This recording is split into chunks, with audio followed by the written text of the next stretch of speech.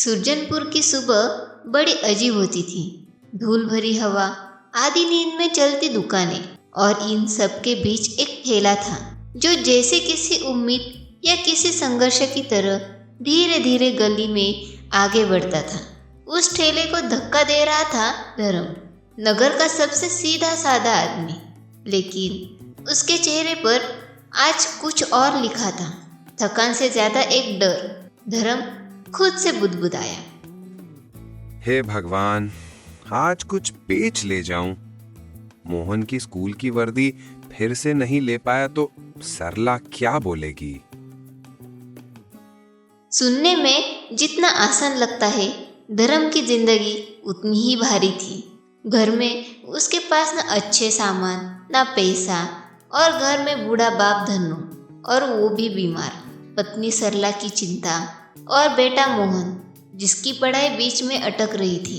और इन सब पर सोने पे सुहागा था धर्म का छोटा भाई वीरू, जिसका काम बस एक किसी न किसी तरह घर में मुसीबत लाना।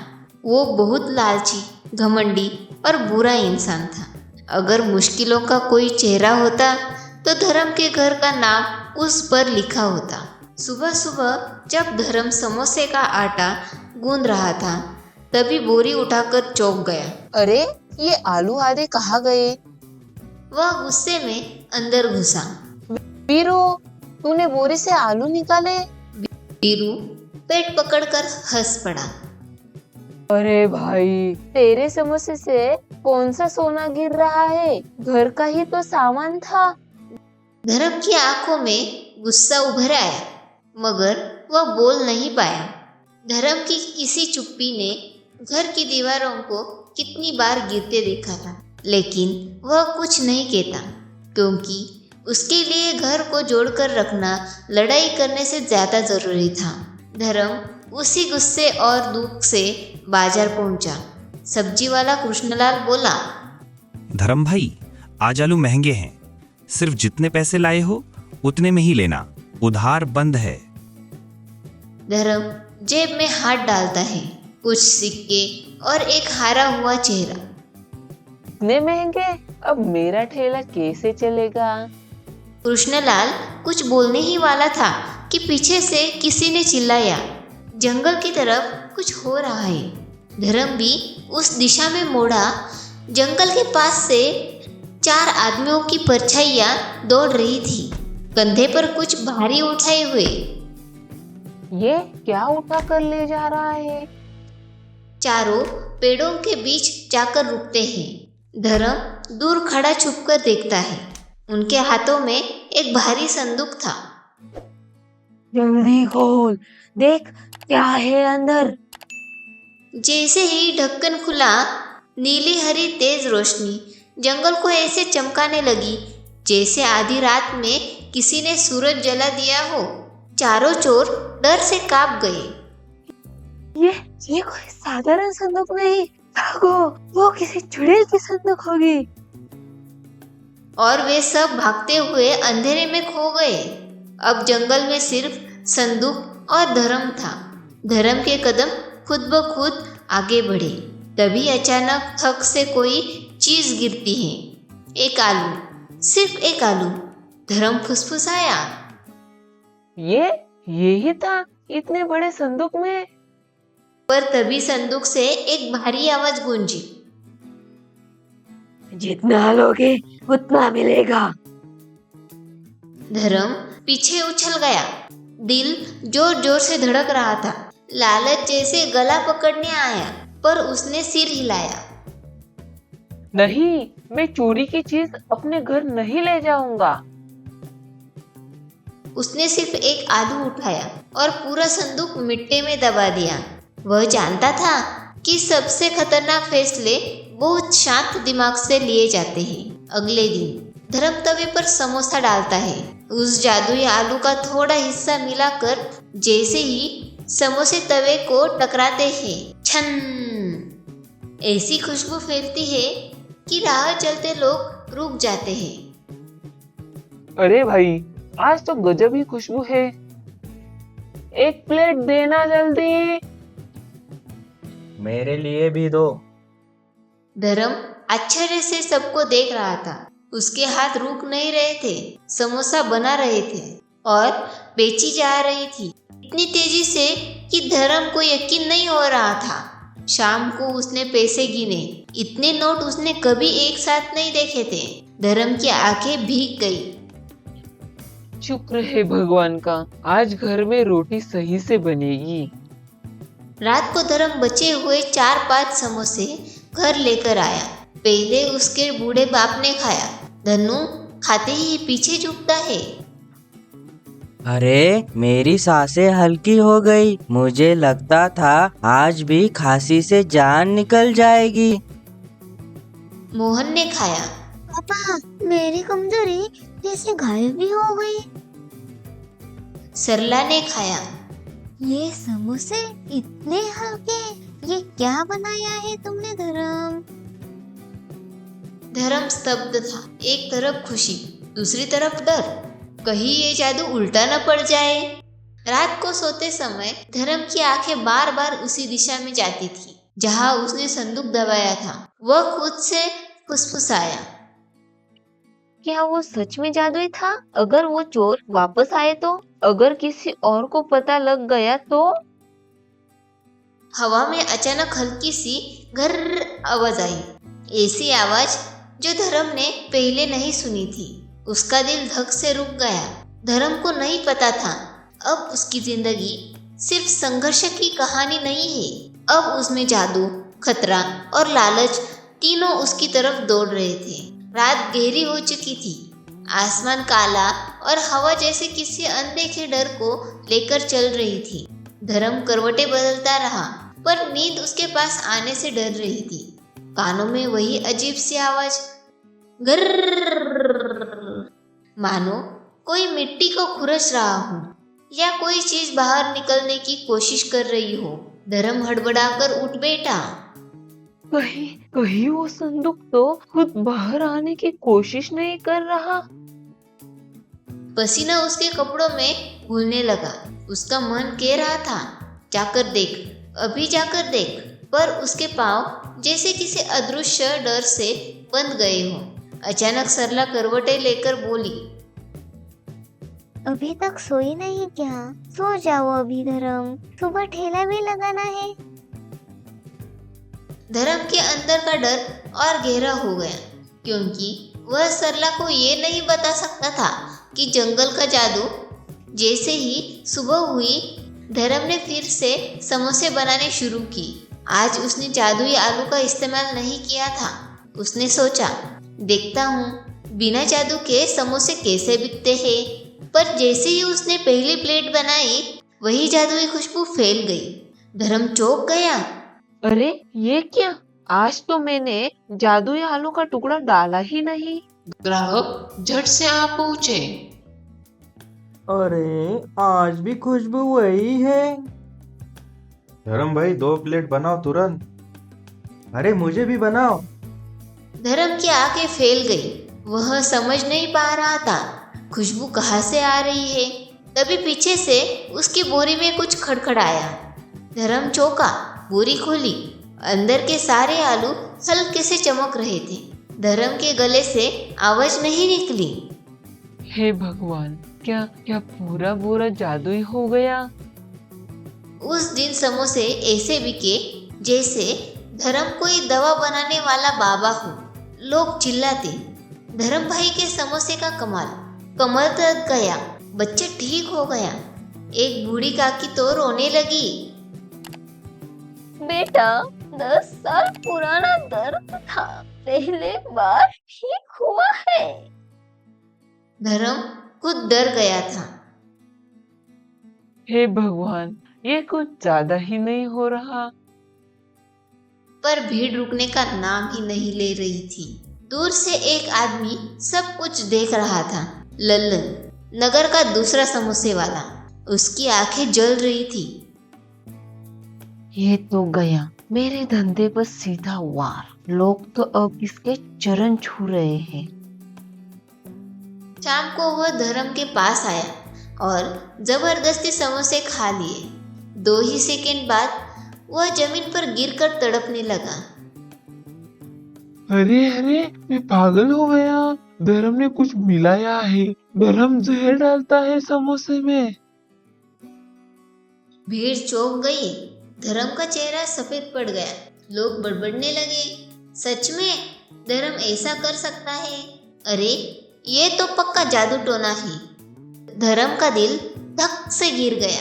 तभी भीड़ के बीच से उसका सच्चा दोस्त राजू आगे आया। राजू चीख कर बोला, अरे गाँव वालों, अपनी आग पर लगाओ, लल्लन नाटक कर रहा है, देखो एक बार।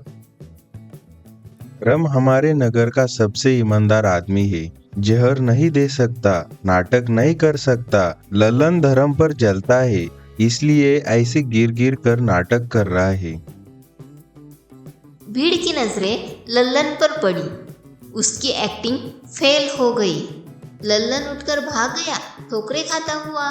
भीड़ फिर धर्म के नाम के नारे लगाने लगी। धर्म की सांसें वापस लौटी, पर उसके दिल में डर दोगुना हो चुका था। अगर लल्लन को पता चल गया कि समोसे सच में जादू है तो वो क्या करेगा? अगली सुबह गांव में नया हड़कंप मच गया। लोग चिल्ला रहे थे, राम दत्त का खेत उजड़ गया, सारी फसल रात भर में बर्बाद। धर्म और राजू दौड़ते भागते खेत पहुंचे। दृश्य देखकर दोनों चौंक गए। पूरा खेत ऐसे खोदा गया था जैसे अंदर से कुछ निकालने की कोशिश की गई हो। राजू धीरे से बोला, क्या तुमने बताया था वह जगह यही है क्या? धर्म के पैरों से जमीन खिसक गई। हाँ, यही तो मैंने संदूक दबाया था। दोनों की आंखों में एक ही डर था, किसी ने संदूक चुरा लिया था। पसीने में भीगा धर्म संदूक के बारे में सिर्फ एक ही आदमी को बताया था, राजू। उसका दिल डर से कांप गया। धीरे से बोला, राजू, कहीं कहीं तूने तो। राजू सीधे उसकी आंखों में देखता है। धर्म, अगर मैं संदूक चोरी करता तो यहाँ खड़ा होकर तुझसे जवाब थोड़ी मांगता। मैं तेरा दोस्त हूँ, लालची नहीं। धर्म की आंखें नीचे झुक जाती है।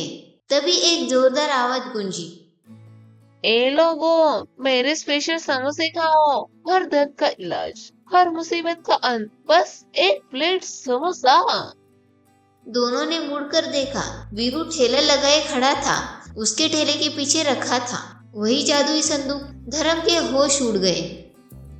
वीरू, तूने ये कहाँ से पाया? वीरू हंस रहा था, जैसे पागलपन उसके सिर पर नाच रहा हो। वीरू संदूक खोलता है।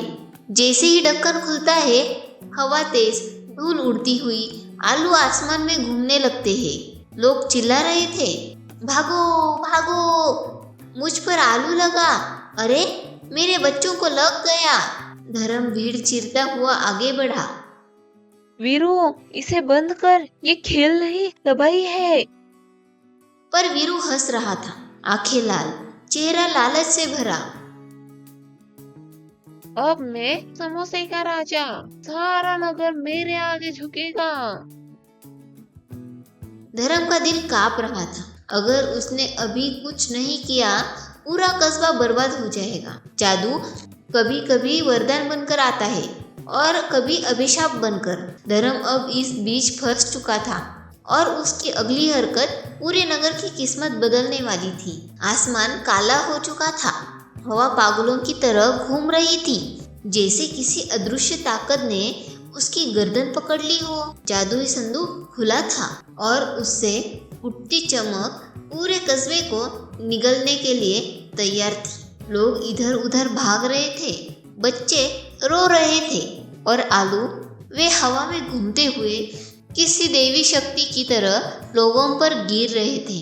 धर्म भीड़ में धक्का मारकर आगे बढ़ रहा था। रुक, बंद कर, अभी बंद कर इसे, ये गांव जला देगा। तू समझ क्यों नहीं रहा? पर वीरू की आंखें लाल थी, हाव भाव पागलपन से भरे हुए। वीरू ने संदूक में हाथ डालकर एक आलू उठाया और हवा में उछलाते हुए चिल्लाया, ये देखो, ये कोई आम आलू नहीं, ये मेरे राज का टिकट है। मैं यहाँ का राजा बनूंगा, सारा गांव मेरे पैरों में झुकेगा। जादू उसके शरीर में चढ़ चुका था। वीरू अब वीरू नहीं रहा, लालच का दैत्य बन चुका था। धर्म ने कदम तेज किए, मगर हर कदम के साथ हवा और भी हिंसक हो जा रही थी। अचानक एक बच्चा रोते हुए गिर पड़ा। माँ, मेरी आँख जल रही है। एक बूढ़े के घुटने कांपने लगे। अरे, मेरी सांस रुक रही है। एक महिला जमीन पर गिरकर चिल्लाई, ये आलू मेरे सीने पर जलन कर रहा है। धर्म का दिल टूट रहा था। उसके मन में एक ही सवाल, ये जादू ऐसा क्यों हो रहा है? तभी संदूक से एक भारी, पुरानी, गूंजती हुई आवाज निकली। नीतिवान के हाथों में मैं वरदान, पर लालची के हाथों में विनाश। धर्म का दिल धक से गिर गया। धर्म धीरे से बुदबुदाया, तो यह संदूक सिर्फ अच्छे इंसानों को आशीर्वाद देता है और बुरे को दंड? संदूक की आवाज और भी भारी हो गई। सत्य, सिर्फ सत्य, यह मेरे द्वारा नियंत्रित होता है। वीरू ने ये आवाज सुनी और डर उसके चेहरे पर झलकने लगा। नहीं, मैं राजा हूँ, मुझे कोई रोक नहीं सकता। चुप चुप हो जा। पर संदूक हंस पड़ा, एक ऐसी हंसी जिसने वीरू की रूह तक ठंडी कर दी। धर्म आगे बढ़ा। हवा उससे धक्का दे रही थी, पर वो रुका नहीं। उसने वीरू के हाथ से आलू छीनने की कोशिश की। वीरू चीखा, दूर रहे, ये मेरा है, मुझे मिलना चाहिए था ये। तूने हमेशा सब छीना है मुझसे। धर्म चिल्लाया, मैंने क्या छीना है? तू खुद लालच में डूबा है, सब कुछ पाना चाहता है, पर मेहनत कुछ नहीं करता। वीरू गुस्से से कांप गया। बस अब तुम मेरा दुश्मन। नीली हरी रोशनी इतनी तेज फैल गई कि आंखें जलने लगी। धर्म ने आंखें ढक ली, पर हार नहीं मानी। वह वीरू के पास जाकर संदूक का ढक्कन बंद करने की कोशिश करने लगा। वीरू ने उसे धक्का दिया। धर्म जोर से जमीन पर गिर पड़ा। अचानक भीड़ में से राजू घुस आया। धर्म उठ, तू हार नहीं सकता, गांव तुझ पर भरोसा करता है। धर्म ने मुश्किल से उठकर कहा, राजू, मैं कर नहीं पा रहा, हवा बहुत तेज है। राजू चिल्लाया, तू समोसे वाला नहीं, इस गांव की जान है। उठ धर्म, उठ धर्म, तेरी ईमानदारी ही जादू को रोक सकती है मेरे दोस्त। धर्म की आंखों में चमक लौट आई। धर्म ने पूरी हिम्मत जुटाई और हवा को चीरते हुए संदूक के पास पहुंच गया। उसने संदूक का ढक्कन पकड़ लिया। वीरू ने उसका हाथ रोकने की कोशिश की। दोनों का संघर्ष धुआं और जादू की चमक में ऐसा लग रहा था मानो अच्छाई और बुराई का युद्ध खड़ा हो। धर्म दर्द से चिल्लाया, ये जादू हमारे लिए नहीं, भलाई के लिए है। और एक जोरदार झटके से ढक्कन बंद कर दिया। धप, हवा रुक गई। आलू हवा से गिर पड़ा। उड़ती धूल नीचे बैठ गई। आसमान साफ हो गया। गांव में पहली बार शांति हुई। वीरू जमीन पर गिर पड़ा, थका, टूटा और शर्मिंदा। राजू ने वीरू को संभालने की कोशिश की, पर वह रोता हुआ बोला, मैं राजा बनना चाहता था। बस मुझे भी कभी अच्छा लगता, लोग मुझे भी कभी सहारते, मुझे भी कोई अपनाता। सबके चेहरे उतर गए। धर्म उसके पास बैठा। वीरू, तू मेरा भाई है, तू चाहे जैसा हो, घर में तेरी जगह हमेशा है। धर्म ने संदूक उठाया। लोग डरते हुए पीछे हटे। धर्म ने कहा, ये जादू न मेरे लिए न वीरू के लिए, ये पूरे गांव के लिए है। हम इसे किसी एक का नहीं बनाएंगे। हम सब मिलकर इसका सही इस्तेमाल करेंगे। गांव वाले खुशी से झूम उठे।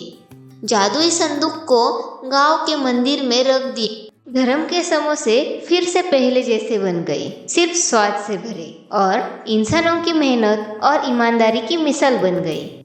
वीरू बदल चुका था, अब लालची नहीं, लोगों की मदद करने वाला एक अच्छा इंसान। जादू सिर्फ चमक में नहीं, ईमानदारी में होता है, जो दिल से सच्चा हो।